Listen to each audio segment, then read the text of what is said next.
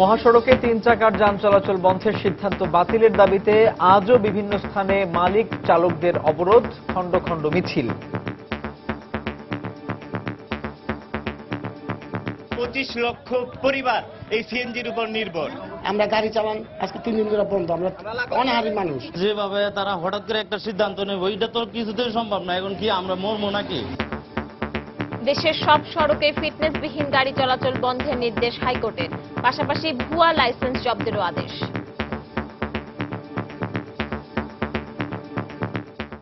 দেখছিলেন প্রধান শিরোনাম। রাত 11টার সময় সঙ্গে আছি আমি পারমিতা হিম এবং সাজিদ রাজু। এবার অন্যান্য শীর্ষ সংবাদ। দুর্নীতির 2 মামলায় বকশীবাজারের বিশেষ আদালতে বেগম জিয়ার হাজিরা, পরবর্তী শুনানি 10 আগস্ট। মাতৃগর্ভে শিশু গুলিবিদ্ধের ঘটনার সঙ্গে জড়িতদের ছাড় দেওয়া হবে না, হাসপাতালে বললেন তথ্যমন্ত্রী। আরও 2 জন গ্রেপ্তার, 2 জন রিমান্ডে। রাজধানীতে কর্মজীবী নারী ধর্ষণের ঘটনা বাড়ছে, কর্মবিমুখ করতেই একটি শ্রেণী এসব ঘটাচ্ছে মত আইন ও সালিশ কেন্দ্রের। প্রতিরোধে তৎপরতা বাড়ানোর দাবি পুলিশের। টানা বৃষ্টিপাত ও নদ নদীর পানি বৃদ্ধি অব্যাহত থাকায় আজও দেশের বিভিন্ন জেলা প্লাবিত, পানিবন্দী শত শত পরিবার। এবং বর্ষা মৌসুমে লিজ দেয়ায় প্রভাবশালীদের দখলে চলে যাচ্ছে হাওর, জীবিকা হারাচ্ছেন এলাকার মৎস্যজীবীরা।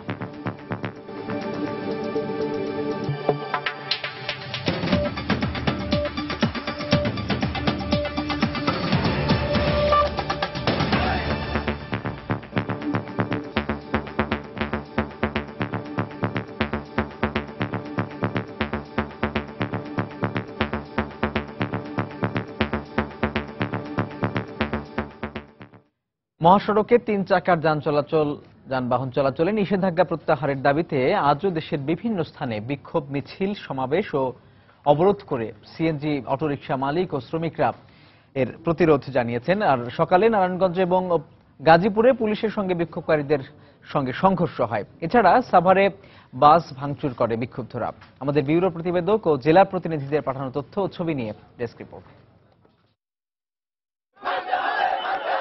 নিষেধাজ্ঞা প্রত্যাহারের দাবিতে সোমবার সকালে রাজধানীর অদূরে ঢাকা চট্টগ্রাম মহাসড়কের সাইনবোর্ড এলাকায় অবরোধ করে সিএনজি অটোরিকশা চালক ও মালিকরা। খবর পেয়ে ঘটনাস্থলে গিয়ে তাদের উপর লাঠিচার্জ করে পুলিশ। এ সময় বিক্ষোভকারীরা ইট পাটকেল নিক্ষেপ করে। এক পর্যায়ে পরিস্থিতি নিয়ন্ত্রণে আনতে রাবার বুলেট ছোড়ে পুলিশ। পরে পরিস্থিতি স্বাভাবিক হলে মহাসড়কে যান চলাচল শুরু হয়। 25 লক্ষ পরিবার এই সিএনজির উপর নির্ভর। আমরা গাড়ি চালান আজকে 3 দিন ধরে বন্ধ। আমরা অনাহারী মানুষ। কিছু গাড়ির হাওয়া ছেড়ে দেয়, যার কারণে গাড়িগুলো রাস্তায় বসে যায়। পরবর্তীতে আমরা তাদেরকে রাস্তাতে ছত্রভঙ্গ করে দিই। গাজীপুরেও সোমবার সকালে ঢাকা ময়মনসিংহ মহাসড়কের চেরাগালি এলাকায় অবরোধ করে 3 চাকার অটোরিকশা শ্রমিকরা। এ সময় তাদের ছত্রভঙ্গ করে দিতে লাঠিচার্জ এবং জল কামান ব্যবহার করে পুলিশ। এতে অন্তত 5 জন আহত হন। এদিকে সোমবার দুপুরে বগুড়ার সাতমাথা থেকে একটি বিক্ষোভ মিছিল বের করে সিএনজি অটোরিকশা চালক ও মালিকরা। মিছিলটি শহরের বিভিন্ন সড়ক প্রদক্ষিণ করে আবারও সাতমাথায় গিয়ে শেষ হয়। পরে সেখানে অনুষ্ঠিত সমাবেশে কঠোর আন্দোলনের হুঁশিয়ারি দেন বিক্ষুব্ধরা। 24 ঘন্টার মধ্যে যে বাস্তবায়ন না হয়, 24 ঘন্টা পরে আমরা বৃহত্তর আন্দোলন করতে বাধ্য হব। সাভারের নবীনগর চন্দ্রা মহাসড়কে সোমবার সকাল থেকেই অবস্থান নেন সিএনজি অটোরিকশা সহ 3 চাকার যানের মালিক ও শ্রমিকরা। এ সময় তারা বেশ কয়েকটি যানবাহনে ভাঙচুর চালায়। পরে ঘটনাস্থলে গিয়ে পরিস্থিতি নিয়ন্ত্রণে আনে পুলিশ। সোমবার সকালে নরসিংদীর বেলাবো উপজেলার বারুইচা বাস স্ট্যান্ড এলাকায় অবস্থান নেন অটোরিকশা মালিক ও শ্রমিকরা। পরে তারা ঢাকা সিলেট মহাসড়ক অবরোধের চেষ্টা করলে পুলিশি বাধায় তা পণ্ড হয়ে যায়। যেভাবে তারা হঠাৎ করে একটা সিদ্ধান্ত নেবে ওইটা তো কিছুতেই সম্ভব না। এখন কি আমরা মরবো নাকি? মহাসড়কে সিএনজি চলাচলের কোনো সুযোগ নাই। আমাদের নোটিশে যেগুলো আসতেছে আমরা সেগুলো মামলা দিচ্ছি। এছাড়া রংপুর, কুষ্টিয়া সহ দেশের বিভিন্ন স্থানে বিক্ষোভ সমাবেশ ও অবরোধ করে সিএনজি অটোরিকশা সহ 3 চাকার যানের মালিক ও শ্রমিকরা। এসব কর্মসূচিতে অবিলম্বে মহাসড়কে 3 চাকার যানবাহন চলাচলে নিষেধাজ্ঞা প্রত্যাহারের দাবি জানানো হয়। ওয়াহিদা স্বপ্না, সময় সংবাদ। এদিকে সারা দেশের সড়কে ফিটনেসবিহীন যান চলাচলে নিষেধাজ্ঞা জারি করেছেন হাইকোর্ট। সেই সঙ্গে আগামী 30 দিনের মধ্যে এসব যান চলাচল কেন বন্ধ করা হবে না তা জানতে চেয়ে রুল জারি করেছেন। সকালে স্বপ্রণোদিত হয়ে বিচারপতি কাজী রেজাউল হক ও বিচারপতি আবু তাহের মোহাম্মদ সাইফুর রহমানের হাইকোর্টের দ্বৈত বেঞ্চ এই আদেশ দেন। সেই সঙ্গে প্রায় 18,77,000 অবৈধ ড্রাইভিং লাইসেন্স জব্দেরও নির্দেশ দেন আদালত। এছাড়া ভুয়া লাইসেন্স আদান প্রদানের সঙ্গে জড়িতদের চিহ্নিত করারও নির্দেশ দেওয়া হয়। 30 দিনের মধ্যে বিআরটিএ-কে এই সংক্রান্ত প্রতিবেদন দাখিলের নির্দেশ দিয়েছেন আদালত। একই সঙ্গে এই নির্দেশনায় বিআরটিএ ছাড়াও সড়ক ও সেতু মন্ত্রণালয়ের সচিব, পুলিশ বিভাগ, স্বরাষ্ট্র মন্ত্রণালয় সহ সংশ্লিষ্ট দপ্তরসমূহকে পক্ষভুক্ত করা হয়েছে।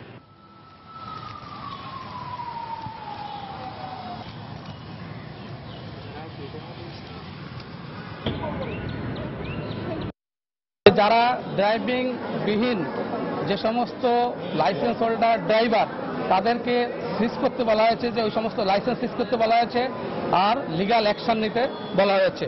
পাশাপাশি আনফিট যে গাড়িগুলি সেইগুলি চালানোর ব্যাপারে স্টপ করতে বলা হয়েছে, যেগুলো বন্ধ করতে বলা হয়েছে চেয়ারম্যান বিআরটিএ-কে। ইমিডিয়েট। দুর্নীতির 2 মামলায় আদালতে হাজিরা দিয়েছেন বিএনপি চেয়ারপারসন বেগম খালেদা জিয়া। তার উপস্থিতিতেই বাদীকে জেরার কাজ সমাপ্ত করেন তার আইনজীবী।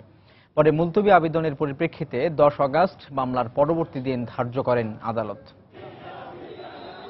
জিয়া অরফানেজ ট্রাস্ট ও জিয়া চ্যারিটেবল ট্রাস্ট দুর্নীতি মামলায় হাজিরা দিতে সোমবার সকালেই বকশীবাজার স্থাপিত অস্থায়ী বিশেষ জজ আদালত অভিমুখে রওনা দেন বিএনপি চেয়ারপারসন বেগম খালেদা জিয়া।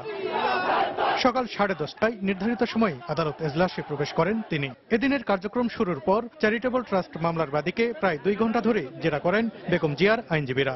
এরপর উচ্চ আদালতে একটি আবেদন বিচারাধীন থাকায় জিয়া অরফানেজ ট্রাস্টের কার্যক্রম মুলতবি চাওয়ার পরিপ্রেক্ষিতে আগামী 10 আগস্ট মামলার পরবর্তী তারিখ নির্ধারণ করেন আদালত। পরে গণমাধ্যমের মুখোমুখি হয়ে বেগম জিয়ার আইনজীবীরা দাবি করেন, বাদীকে জেরাকালে প্রমাণ হয়েছে বেগম জিয়া কোনো অর্থ আত্মসাৎ করেননি। সরকারের একটি পয়সাও এই ট্রাস্ট খাতে ব্যবহার করা হয়নি। আমরা বলেছি এটা ব্যক্তিগত খালেদা জিয়া ট্রাস্ট জনকল্যাণমূলক এবং জাতীয়বাদী শক্তিকে উজ্জীবিত করার জন্য, এবং বাদীও স্বীকার করেছে। তবে এই বক্তব্যের বিরোধিতা করেন দুদকের আইনজীবীরা। তারা বলছেন, ব্যক্তি নামে ট্রাস্ট গঠন করে সে সময় প্রধানমন্ত্রীর ক্ষমতার অপব্যবহার করেছেন বেগম জিয়া। আমরা বলেছি তিনি প্রধানমন্ত্রী থাকাকালীন অবস্থায় প্রধানমন্ত্রীর ক্ষমতার পদকে ঘোষণা না দিয়ে প্রধানমন্ত্রীর ক্ষমতার অপব্যবহার করে তিনি নিজে লাভবান হয়েছেন, অন্যকেও লাভবান করেছেন। ট্রাস্টের নামে কেনা জমি দখলমুক্ত করতে নিয়ম মেনে অর্থ ব্যয় করা হয়েছে বলে বেগম জিয়ার আইনজীবীরা দাবি করলেও তা উড়িয়ে দেন দুদকের আইনজীবীরা। ট্রাস্টের জন্য জমি ক্রয় করা যায় এবং এখানে নগদ লেনদেন হয় না। যে টাকা তোলা হয়েছে সেই টাকাই দেওয়া হয়েছে। বাংলাদেশের প্রধানমন্ত্রী ক্ষমতায় থাকাকালীন অবস্থায় তিনি একটা ট্রাস্ট করেছেন, তার সম্পত্তি তিনি ক্রয় করেছেন। সেখানে কার ঘাড়ে কয়টা মাথা আছে অবৈধ দখল করে রাখবে আর সেগুলোর টাকা দিয়ে টাকা উচ্ছেদ করবেন, এটা একটা মিথ্যা অজুহাত আমরা মনে করি। এই 2 মামলার 70 কার্যদিবসের মধ্যে এ নিয়ে মোট 12 দিন হাজিরা দিলেন বিএনপি চেয়ারপারসন বেগম খালেদা জিয়া। সালাউদ্দিন সুমন, সময় সংবাদ, ঢাকা। অবৈধভাবে ক্ষমতায় আসা সাবেক কোন রাষ্ট্রপতি অবসর ভাতা বা অন্যান্য সুবিধা পাবেন না, এমন বিধান রেখে রাষ্ট্রপতির অবসর ভাতা, আনুতোষিক এবং অন্যান্য সুবিধা আইন 2015 এর খসড়ার অনুমোদন দিয়েছে মন্ত্রিসভা। এছাড়া মন্ত্রিসভার বৈঠকে জাতিসংঘের দেয়া ক্ষুধার বিরুদ্ধে সংগ্রামে বাংলাদেশের সফলতার স্বীকৃতিপত্র প্রধানমন্ত্রীর হাতে হস্তান্তর করেন খাদ্যমন্ত্রী। 2015 সালের মধ্যে পৃথিবী থেকে ক্ষুধা আর দারিদ্র্য কমাতে 2000 সালে 189টি দেশের প্রধানরা 8টি লক্ষ্য নির্ধারণ করেন, যাকে বলা হয় সহস্রাব্দের উন্নয়ন লক্ষ্যমাত্রা বা এমডিজি। এসব লক্ষ্যমাত্রার মধ্যে আরও প্রাধান্য পায় সার্বজনীন প্রাথমিক শিক্ষা, জেন্ডার সমতা, শিশু মৃত্যুর হার কমানো, মাতৃস্বাস্থ্য উন্নয়ন এবং রোগ ব্যাধি দমনের মতো বিষয়গুলো। এর মধ্যে 2015 সালের আগেই দারিদ্র্য দূরীকরণ, শিশু মৃত্যুর হার কমানো, মাতৃস্বাস্থ্যের উন্নয়নে বাংলাদেশের সফলতা ছিল ঈর্ষণীয়। সফলতা এসেছে ক্ষুধার বিরুদ্ধে লড়াইয়েও। আর এই লক্ষ্যমাত্রা অর্জনে সক্ষম হওয়ায় গত জুন মাসে জাতিসংঘের কৃষি ও খাদ্য সংস্থা এবং বিশ্ব খাদ্য কর্মসূচি আনুষ্ঠানিকভাবে স্বীকৃতি দেয় বাংলাদেশকে। ইতালির রোমে বাংলাদেশের পক্ষে তা গ্রহণ করেন খাদ্যমন্ত্রী অ্যাডভোকেট কামরুল ইসলাম। মন্ত্রিসভার বৈঠকের শুরুতে এই স্বীকৃতিপত্র প্রধানমন্ত্রীর হাতে তুলে দেন খাদ্যমন্ত্রী। 1990 থেকে 2015 এটা হচ্ছে এমডিজির আমাদের কার্যকাল বা বাস্তবায়ন কাল। এর মধ্যে পুষ্টিহীন জনসংখ্যা এইটা শতকরা অন্তত 50% কমানো, অথবা কমিয়ে 5%-এ নিয়ে আসা। পুষ্টিহীন মানুষের যে সংখ্যা, এটা শতকরা 50 ভাগের চেয়ে বেশি আমরা কমিয়ে এনেছি, এবং তারই স্বীকৃতি হিসাবে food and agriculture organisation of the event তারা অ্যাচিভমেন্ট অ্যাওয়ার্ডটি দিয়েছেন বাংলাদেশকে।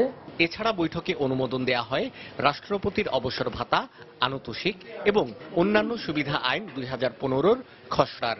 উপযুক্ত আদালত কর্তৃক অসাংবিধানিক পন্থায় বা অবৈধ উপায়ে রাষ্ট্রপতি পদে অধিষ্ঠিত হয়েছেন বা হয়েছিলেন মর্মে ঘোষিত কোনো ব্যক্তি অবসর ভাতা ও অন্যান্য সুবিধা লাভের অধিকারী হবেন না, এটা আইনে বলা হয়েছে।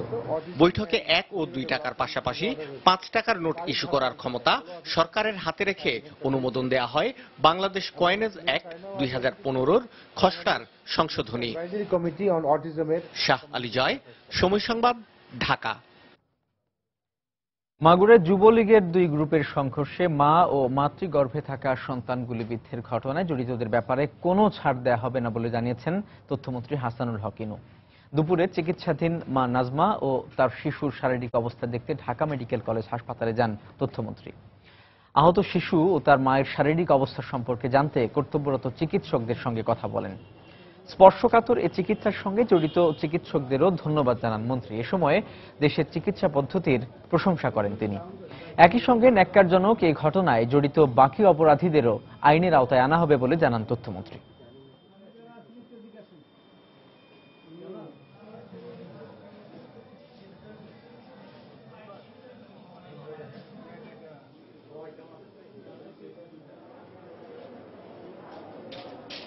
আমাদের আইন শৃঙ্খলা রক্ষাকারী বাহিনী খুব তড়িৎ গতিতে ইতিমধ্যেই গুরুত্বপূর্ণ আসামিগুলোকে চিহ্নিত করেছে এবং গ্রেপ্তার করতে সক্ষম হয়েছে। বাকি যেগুলো আছে সেগুলো গ্রেপ্তার হবে। মাননীয় প্রধানমন্ত্রী বলেছে এই ব্যাপারে কোনো ছাড় দিব না, আইনের ঊর্ধ্বে কোনো অপরাধী থাকতে পারবে না। এদিকে মাগুরার এ ঘটনায় আরো 2 জনকে গ্রেপ্তার করেছে ডিবি পুলিশ। বিকেলে নারায়ণগঞ্জের সাইনবোর্ড এলাকা থেকে তাদের গ্রেপ্তার করা হয়। এছাড়া এই ঘটনায় 2 আসামির 1 দিন করে রিমান্ড মঞ্জুর করেছেন আদালত। দুপুরে মাগুরার সিনিয়র জুডিশিয়াল ম্যাজিস্ট্রেট আদালত 1-এর বিচারক ফারহা মামুন এ রিমান্ড আবেদন মঞ্জুর করেন। গত 27 জুলাই মামলার তদন্তকারী কর্মকর্তা ইমাউল হক আসামিদের জিজ্ঞাসাবাদের জন্য 7 দিনের রিমান্ড আবেদন করেন। এদিকে গতরাতে মামলায় অভিযুক্ত সেন সুমনকে রাজধানীর কল্যাণপুর থেকে এবং নজরুল ইসলাম নামে আরো একজনকে মাগুরার ওয়াপ্তা বাজার এলাকা থেকে গ্রেপ্তার করা হয়। এ নিয়ে এ ঘটনায় মোট 6 জনকে গ্রেপ্তার করা হলো। গত 23 জুলাই যুবলীগের দুপক্ষের সংঘর্ষে অন্তঃসত্ত্বা নাজমা খাতুন এবং তার গর্ভের শিশু গুলিবিদ্ধ হয়। এ ঘটনায় গত 26 জুলাই মাগুরা সদর থানায় 16 জনকে আসামি করে একটি মামলা করা হয়।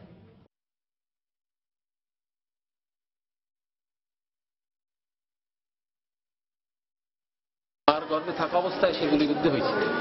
এই মামলায় 2 জন ধৃত আসামি সৌরভ এবং সুমন, এদেরকে বিজ্ঞ আদালতে ফরওয়ার্ডিং দিয়ে আইয়ুব সাহেব 7 দিনের রিমান্ড আবেদন করেছিলেন।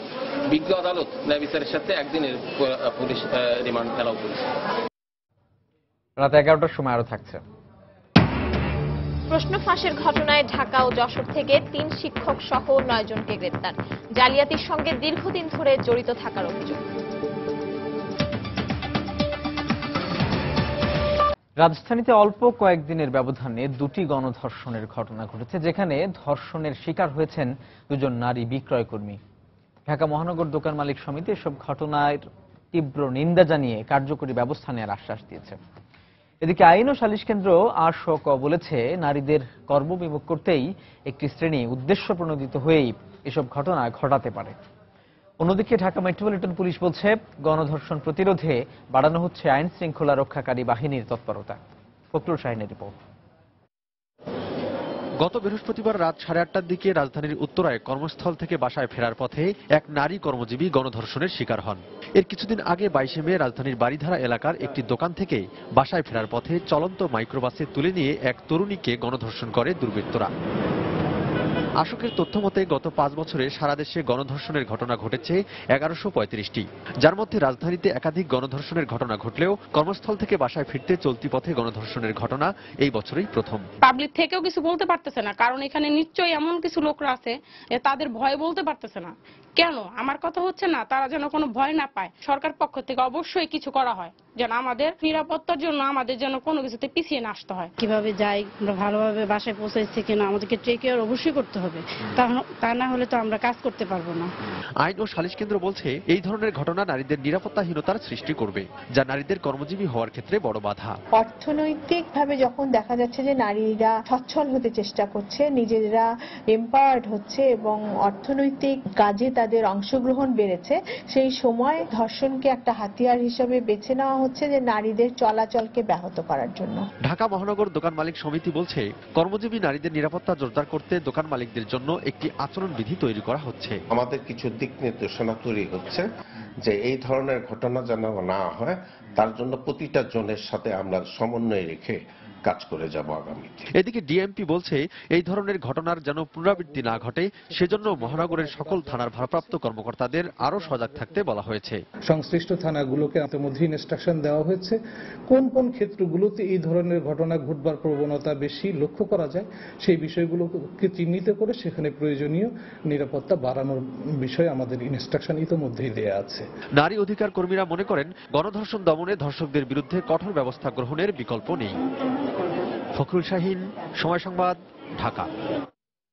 মানিকগঞ্জে 7 বছরের শিশু ধর্ষণ এবং হত্যা মামলায় রিভিউর আবেদনে মৃত্যুদণ্ড থেকে সাজা কমিয়ে আসামি শুক্কুর আলীকে যাবজ্জীবন কারাদণ্ড দিয়েছেন আপিল বিভাগ। সকালে প্রধান বিচারপতি এস.কে. সিনহার নেতৃত্বে আপিল বিভাগ 14 বছর আগে দেয়া এ রায় পুনর্বিবেচনার আবেদন নিষ্পত্তি করে সাজা কমিয়ে এই রায় দেন। 2001 সালের জুলাই মাসে আসামি শুক্কুর আলীকে মানিকগঞ্জের নারী ও শিশু নির্যাতন বিশেষ ট্রাইব্যুনাল ধর্ষণের সর্বোচ্চ সাজা মৃত্যুদণ্ড দেন। এই রায়ের বিরুদ্ধে হাইকোর্টে আপিল করলে কোর্ট তা খারিজ করে দিয়ে রায় বহাল রাখেন। পরে 2005 সালে আসামি পক্ষ আপিল বিভাগে রিভিউ আবেদন করলে আপিল বিভাগও তা খারিজ করে দেন।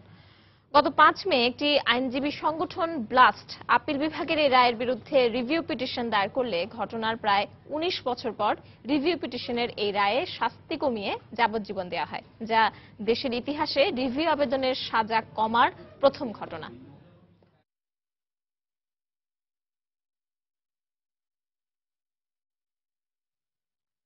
নির্বাচনী পরীক্ষায় উত্তীর্ণ না হলে ক্লাসে 70% উপস্থিতি থাকলেও কোনো পাবলিক পরীক্ষায় অংশগ্রহণ করা যাবে না বলে জানিয়েছে শিক্ষা মন্ত্রণালয়। আজ এ বিষয়ে পরিপত্র জারি করা হয়।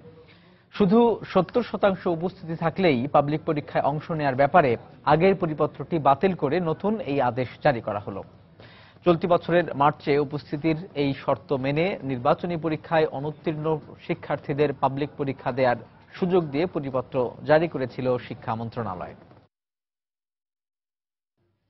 প্রাকৃতিকভাবে উন্মুক্ত জলাশয়ে মাছ উৎপাদনে সারা বিশ্বে বাংলাদেশের অবস্থান চতুর্থ। দেশের বিস্তীর্ণ অঞ্চল জুড়ে হাওড় বাওড় জলাশয়ে আছে নানা প্রজাতির দেশি মাছের সম্ভার। কিন্তু এই বিশাল মৎস্য ভাণ্ডার যাদের আয়ের একমাত্র উৎস, অভিযোগ আছে সেই হাওড়বাসী দরিদ্র মৎস্যজীবীরাই এখানকার মাছ ধরতে পারেন না। বেশ কয়েক বছর ধরে বর্ষা মৌসুমে হাওড় লিজ দেয়ায় এসব মাছের দখল চলে যায় প্রভাবশালীদের হাতে। হবিগঞ্জের হাওড় অঞ্চল ঘুরে এসে মৎস্যজীবী হাওড়বাসীর জীবনযাত্রার টানাপোড়েন তুলে ধরেছেন জাফর সাদিক, ক্যামেরায় ছিলেন খলিল রহমান। অপার প্রাকৃতিক সৌন্দর্যের মাঝে থেকেও নিরন্তর জীবন সংগ্রামে ছুটে চলেন হাওড়বাসী। মাছ ধরা আর কৃষিকাজ হাওড়বাসীর জীবিকার প্রধান মাধ্যম হলেও বেশ কয়েক বছর ধরেই মাছ ধরার সুযোগ কমে আসায় বিকল্প জীবিকার খোঁজে হন্যে হয়ে ঘুরছেন তারা। আমরা জাল বাইয়া খাইতাম যাই, যারা বিল লিজ নেয় এরা মানা করে জাল বাল লইয়া যাবে, খামলা খাজলা দেই আর খাই। যদি লিস্টে বাদ দেওয়া হইতো আর জাল জুল বাইতাম আমরা শান্তি মতো চলতাম। অভিযোগ আছে বিভিন্ন সময় সরকারি বেসরকারি উদ্যোগে হাওরে মাছের পোনা ছাড়া হলেও এর সুফল পান না হাওড়বাসী। কিন্তু এ নিয়ে অনেকটাই নির্বিকার স্থানীয় প্রশাসন। সরকার যে বিভিন্ন সময় মাছ ছাড়ে, এই মাছ যদি আমরা মারতে পারতাম তাইলে তো আমরা জীবিকা নির্ভর, তো এই মাছ আমরা মারতে দেয় না। প্রভাবশালী মানুষজন উন্মুক্ত জলাশয় যেখানে স্রোতস্বিনী আছে সেখানেও বদ্ধ জলাশয় দেখিয়ে লিজ নিয়ে থাকেন, যেটা অবৈধ। লিজ না দিয়ে যদি গরিব জনসাধারণের জন্য উন্মুক্ত রাখা হতো তাহলে সরাসরি আইনগতভাবেই দরিদ্র জনসাধারণ এই মাছগুলোতে অ্যাক্সেস করতে পারত। সাধারণত লিজ দেওয়া হয় মৎস্য সমিতির অনুকূলে। প্রান্তিক জেলে যারা আছে তারা যদি ওই সমিতির বাইরে থাকে তাহলে কিন্তু তারা ওই লিজের প্রক্রিয়ার বাইরে কিন্তু চলে গেল। তাদের কল্যাণে যদি তাদের নেতৃত্ব কাজ না করে তাহলে এটাকে কতটুকু আমরা তাদেরকে ঠিক ওইভাবে ইয়ে করতে পারবো। তবে আশার কথা, হাওরবাসীর জীবনমান উন্নয়নে সরকারের পাশাপাশি সমন্বিত উন্নয়ন কর্মসূচি নিয়ে এগিয়ে এসেছে একটি বেসরকারি সংস্থা। প্রকৃতির অফুরন্ত ভান্ডার এই হাওর সমন্বিত উন্নয়ন কর্মসূচির মাধ্যমে ব্র্যাক সেই সম্ভাবনাকে কাজে লাগানোর জন্য, একটা মানুষের পূর্ণাঙ্গ জীবনযাত্রার জন্য যে যে ধরনের কর্মসূচি গ্রহণ করা দরকার সেগুলো প্রত্যেকটাকে অ্যাড্রেস করে এই সমন্বিত উন্নয়ন কর্মসূচি বাস্তবায়ন চলছে হাওর অঞ্চলে। বিস্তীর্ণ এই ফসলি জমি আর কিছুদিন পর তলিয়ে যাবে অথই পানিতে। এ সময় উন্মুক্ত এই জলাশয় চলে যাবে প্রভাবশালীদের দখলে। তাই হাওরবাসীর জীবনমান উন্নয়নে জাল যার জলাতার এই নীতি বাস্তবায়নের পাশাপাশি বিকল্প কর্মসংস্থান তৈরি জরুরি বলে মনে করছেন এই অঞ্চলের বাসিন্দারা। হবিগঞ্জের বানিয়াচং হাওর এলাকা থেকে জাফর সাদিক, সময় সংবাদ। টানা বৃষ্টিপাত ও নদ নদীর পানি বৃদ্ধি অব্যাহত থাকায় আজও দেশের বিভিন্ন জেলা প্লাবিত হয়েছে। এতে ব্যাহত হচ্ছে মানুষের স্বাভাবিক কার্যক্রম। পানিবন্দী হয়ে পড়েছে শত শত পরিবার, বন্ধ হয়ে গেছে স্কুল, কলেজ, ব্যবসা প্রতিষ্ঠান। আমাদের জেলা প্রতিনিধিদের পাঠানো তথ্য ও ছবি নিয়ে ডেস্ক রিপোর্ট। বরগুনার নদ নদীর পানি স্বাভাবিক জোয়ারের তুলনায় প্রায় 3 থেকে 3.5 ফুট বেড়ে বিপদসীমার উপর দিয়ে প্রবাহিত হচ্ছে। এতে সদর উপজেলার মুক্তিযোদ্ধাপল্লী, চর কলোনি, ব্যাংক কলোনি সহ বেশ কিছু নিচু এলাকা পানির নিচে চলে গেছে। এলাকার 5 শতাধিক ঘরবাড়ি প্লাবিত হয়েছে। রাস্তাঘাট, বাড়িঘরের উঠান, রান্নাঘর সহ সবকিছু তলিয়ে যাওয়ায় দুর্ভোগে পড়েছেন হাজারো মানুষ। এদিকে জোয়ারের চাপ না কমলে বেড়িবাঁধ ভেঙে আবারও গ্রামের পর গ্রাম প্লাবিত হওয়ার আশঙ্কা করছেন স্থানীয়রা। জোয়ার পানির তলায় যায়, করতে পারি না, সেই জন্য আমার অসুবিধা কষ্ট হয়ে যায়। দোকান খুললে বসে রয়েছি, স্বাভাবিক জোয়ার পানি বেশি হয়ে গেছে, আটুমান, এই জন্য দোকানে কাস্টমার আসে না, অনেক কম আসে। অপরিবর্তিত আছে নোয়াখালীর বেগমগঞ্জ উপজেলার বন্যা পরিস্থিতি। তবে এখনো বাড়িঘর থেকে পানি না নামায় পানিবন্দী হয়ে আছেন 8টি ইউনিয়নের 150 গ্রামের মানুষ। এদিকে এই জলাবদ্ধতা নিরসনে অভিযানে নেমেছে উপজেলা প্রশাসন।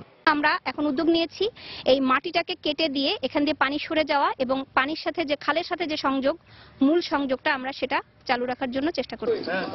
টানা বর্ষণ ও উজানের পানি নেমে আসায় কাপ্তাই হ্রদের পানি বেড়ে ডুবে গেছে রাঙামাটির পর্যটকদের অন্যতম আকর্ষণ ঝুলন্ত সেতু। এদিকে হ্রদের পানি বিপদসীমা অতিক্রম করায় কাপ্তাই বাঁধের স্পিলওয়ে দিয়ে অতিরিক্ত পানি ছেড়ে দেওয়া হয়। ছোট ফেনী নদীর তীরবর্তী ফেনী সদর ও দাগনভূঞা উপজেলার বন্যা পরিস্থিতির কিছুটা উন্নতি হয়েছে। পানির নিচে থাকা 81টি গ্রামের বেশিরভাগ এলাকা থেকে পানি নামতে শুরু করেছে। এতে কিছুটা হলেও কমছে ভোগান্তি। এছাড়া পানি কমার সঙ্গে সঙ্গে দৃশ্যমান হচ্ছে ক্ষয়ক্ষতির ভয়াবহতা। দুর্গত লোকদের জন্য আমরা জেলা প্রশাসন থেকে 115 মেট্রিক টন চাল বরাদ্দ দিয়েছি, 5 লক্ষ টাকা জিআর ক্যাশ বরাদ্দ দিয়েছি শুকনা খাবার বিতরণের জন্য। বিষখালী নদীর পানি বৃদ্ধি অব্যাহত থাকায় বন্যা পরিস্থিতি অবনতি হয়েছে দক্ষিণের জেলা ঝালকাঠিতেও। সেই সঙ্গে দিনভর থেমে থেমে বৃষ্টি হচ্ছে সেখানে। এতে গত 3 দিন ধরে পানিবন্দী হয়ে আছেন 15টি গ্রামের শত শত মানুষ। তলিয়ে গেছে ফসলের ক্ষেত। স্থানীয় কৃষি বিভাগের হিসেব মতে আমনের বীজ তলার ক্ষতির পরিমাণ দাঁড়িয়েছে 39 লাখ টাকা। নিয়ন মোহাইমিন, সময় সংবাদ। চলতি মাসের শেষ দিকে শুরু হচ্ছে স্মার্ট কার্ড তৈরির কাজ। এজন্য এরই মধ্যে স্মার্ট কার্ড তৈরির মেশিন প্রস্তুত সহ সব ধরনের প্রস্তুতি শেষ হয়েছে বলে জানিয়েছেন নির্বাচন কমিশনার মোহাম্মদ শাহনেওয়াজ। দুপুরে রাজধানীর আগারগাঁওয়ে নির্বাচন কমিশন সচিবালয়ে তিনি সাংবাদিকদের একথা জানান। এদিকে বাংলাদেশ ভারতের 111টি ছিটমহলের মালিকানা পাওয়ায় সেসব এলাকার সীমানা নির্ধারণের পর যারা ছিটমহলবাসী ছিলেন তাদের ভোটার তালিকা হালনাগাদের কাজ শুরু করবে কমিশন। আর এ ব্যাপারে সব ধরনের প্রস্তুতি কমিশনের রয়েছে বলেও জানান কমিশনার মোহাম্মদ শাহনেওয়াজ।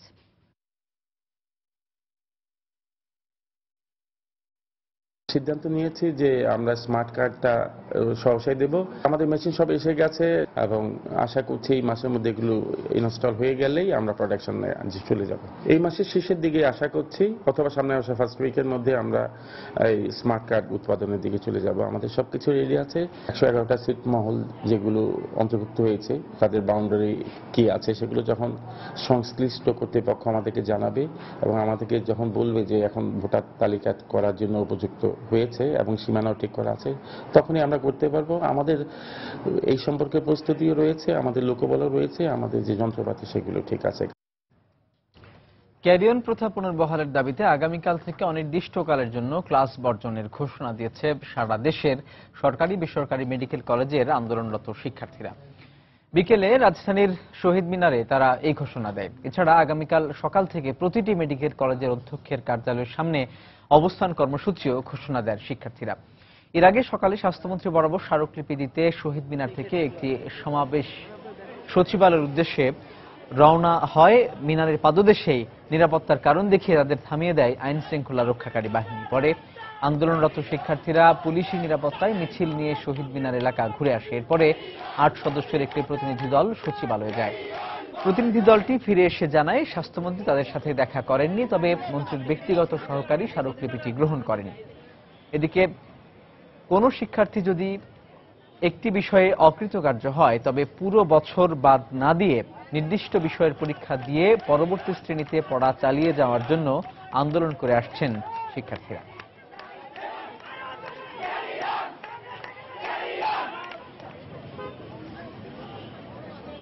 সারা বাংলাদেশের সব সরকারি এবং প্রাইভেট মেডিকেলের সকল ক্লাস ওয়ার্ড আমরা একযোগে বর্জন করতেছি। অনির্দিষ্টকালের জন্য কোনো ক্লাস মেডিকেলের কোনো first year, junior, third year কোনো ক্লাস ওয়ার্ড হবে না। এরই পাশাপাশি আমরা শুধু ক্লাস বর্জন করেই আমরা ক্ষান্ত থাকবো না। আমরা প্রত্যেক মেডিকেলে, সরকারি বেসরকারি প্রত্যেক মেডিকেলের প্রিন্সিপালের রুমের সামনে সকাল 8টা থেকে বিকাল 2টা পর্যন্ত অবস্থান কর্মসূচি নেব, যাতে তারা দ্রুত একটা পদক্ষেপ নেয়। প্রশ্নপত্র ফাঁসের সঙ্গে জড়িত থাকায় ঢাকা ও যশোর থেকে 3 শিক্ষক সহ 9 জনকে গ্রেপ্তার করেছে গোয়েন্দা পুলিশ। পুলিশ জানায়, ফেসবুক মনিটরিং করে প্রশ্নপত্র ফাঁসের সঙ্গে জড়িত থাকায় শনিবার যশোর থেকে 6 শিক্ষার্থীকে গ্রেপ্তার করে তারা। এরা যশোর পলিটেকনিক ইনস্টিটিউট এবং যশোরের একটি বেসরকারি পলিটেকনিক ইনস্টিটিউটের ছাত্র। দুপুরে রাজধানী মিন্টো রোডের সংবাদ সম্মেলনে তথ্য জানায় গোয়েন্দা পুলিশ। একই দিনে রাজধানীর ডেমরা থেকে প্রশ্নপত্র জালিয়াতির সঙ্গে জড়িত থাকার অভিযোগে ডেমরা গোলাম মোস্তফা ডিগ্রি কলেজের 3 শিক্ষককে গ্রেপ্তার করে ঢাকা মহানগর গোয়েন্দা পুলিশ।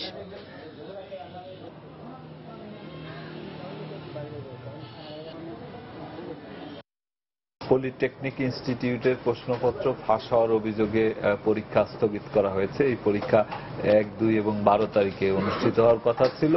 তো সেই প্রশ্ন ফাঁসের ঘটনাকে কেন্দ্র করে পরীক্ষা যেমন বাতিল করেছে, ঠিক তেমনি ভাবে অথরিটি একটা মামলা করেছিলেন। 6 জনকে গ্রেপ্তার করেছে। এদের ভিতরে এজাহার নামী আসামি সুমন, প্রত্যেকের কাছ থেকেই তাদের প্রশ্নপত্রের যে সফট কপি সেটি উদ্ধার করা হয়েছে। পঞ্চমবারের মতো পেছালো বহুল আলোচিত সাবেক অর্থমন্ত্রী শাহ এম.এস. কিবরিয়া হত্যা মামলার চার্জ গঠন।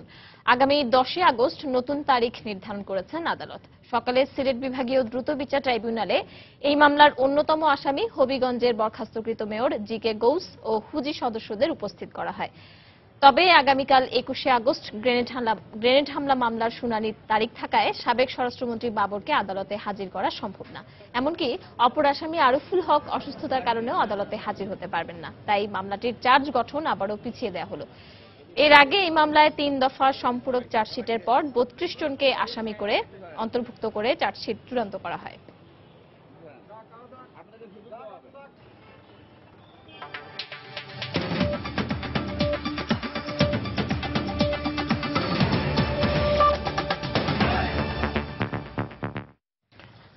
বিদ্রোহী গোষ্ঠী nationalist socialist council of Nagaland NSCN এর সঙ্গে ঐতিহাসিক শান্তি চুক্তি করেছে ভারত সরকার। সোমবার নয়াদিল্লিতে সংবাদ সম্মেলনে প্রধানমন্ত্রী নরেন্দ্র মোদী, স্বরাষ্ট্রমন্ত্রী রাজনাথ সিং, অন্যান্য সরকারি কর্মকর্তা ও NSCN এর নেতাদের উপস্থিতিতে এই চুক্তির ঘোষণা দেন।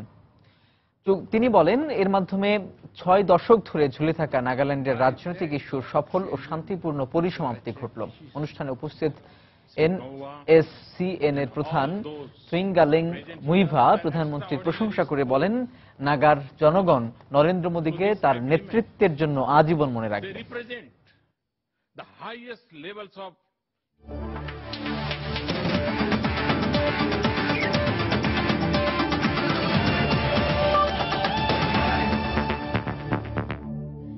বাংলাদেশ দক্ষিণ আফ্রিকা টেস্ট সিরিজ প্রসঙ্গ। বৃষ্টির কাছেই শেষ পর্যন্ত হারল ঢাকা টেস্ট। আউটফিল্ড ভেজা থাকার কারণে মাঠ খেলার অনুপযোগী হওয়ায় ঢাকা টেস্টের শেষ দিনও পরিত্যক্ত ঘোষণা করেছেন ম্যাচ রেফারি ক্রিস ব্রড। ফলে দ্বিতীয় টেস্টেও ড্র নিয়ে সন্তুষ্ট থাকতে হলো টাইগার ও প্রোটিয়াদের। ব্যাট হাতে 65 রান করায় ম্যাচ সেরা হয়েছেন টাইগার অধিনায়ক মুশফিকুর রহিম। আর 2 ম্যাচে 6 উইকেট নিয়ে সিরিজ সেরা হয়েছেন দক্ষিণ আফ্রিকার পেসার ডেল স্টেইন। এর আগে টানা বৃষ্টির কারণে সিরিজের শেষ টেস্টের দ্বিতীয়, তৃতীয় ও চতুর্থ দিনের খেলা মাঠে গড়ায়নি। বৃষ্টি না হওয়ায় খেলা হয়েছিল শুধুমাত্র প্রথম দিন, যেখানে মুশফিকের ব্যাটিং দৃঢ়তায় টাইগাররা 8 উইকেটে সংগ্রহ করে 246 রান। মূলত ঘূর্ণিঝড় কোমেনের প্রভাবে শুক্রবার সকাল থেকেই দেশ জুড়ে টানা বৃষ্টির কারণে পুরো 3 দিন মিরপুর স্টেডিয়ামের মাঠ ও উইকেট পুরোটাই ঢেকে রাখা হয়েছিল। আর শেষ দিন বৃষ্টি না থাকলেও আউটফিল্ডে পানি জমে থাকায় খেলা শুরু হওয়ার আগেই আজ সকালে দিনটি পরিত্যক্ত ঘোষণা করে ম্যাচ রেফারি। চট্টগ্রামে সিরিজের প্রথম টেস্টে শেষের 2 দিন টানা বৃষ্টির কারণে খেলা না হওয়ায় সে ম্যাচটিও ড্র হয়েছিল। ফলে দক্ষিণ আফ্রিকার বিপক্ষে প্রথমবারের মতো টেস্ট সিরিজ ড্রয়ে 7 পায় টাইগাররা। এদিকে সিরিজ ড্রয়ের কারণে র্যাঙ্কিংয়ে কোনো পরিবর্তন না হলেও বাংলাদেশের 6 পয়েন্ট বেড়ে হয়েছে 47, তবে দক্ষিণ আফ্রিকার 5 পয়েন্ট কমে হয়েছে 125।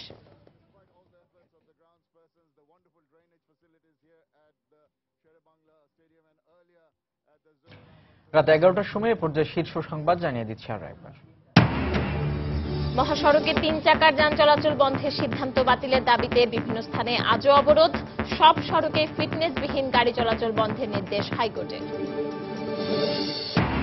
দুর্নীতির 2 মামলায় বকশীবাজারের বিশেষ আদালতে বেগম জিয়ার হাজিরা, পরবর্তী শুনানি 10 আগস্ট।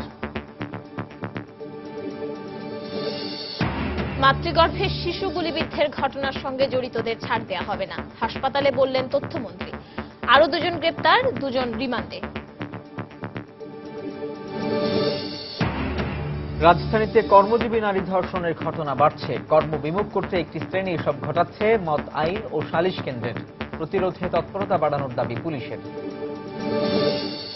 এবং টানা বৃষ্টিপাত ও নদ নদীর পানি বৃদ্ধি অব্যাহত থাকায় আজও দেশের বিভিন্ন জেলা প্লাবিত, পানিবন্দী শত শত পরিবার।